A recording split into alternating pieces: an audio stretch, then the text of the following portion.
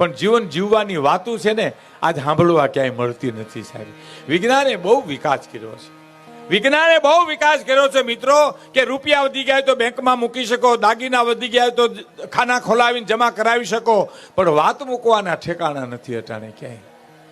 કોને વાત કરવી સાહેબ? અંતરના ઊંડાણની તો કોક વેધું ને કહેવાય, ચોરે નો ચર્ચાય ચિત્તની વાતું શંકરા.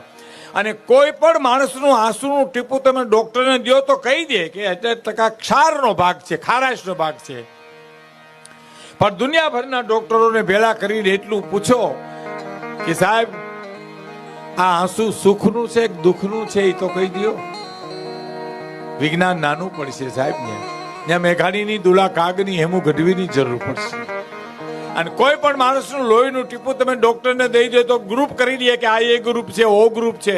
પણ દુનિયાભરના ડોક્ટરોને ભેળા કરીને લોહીનું ટીપું આપીને એટલું પૂછો કે સાહેબ જોઈ દો ને આમાં કેટલા ટકા ખાનદાની છે, એ તો જોઈ દો. ત્યાં વિજ્ઞાન નાનું પડશે સાહેબ. કહેવાનો મારો અર્થ વાત મૂકવાના ઠેકાણા નથી.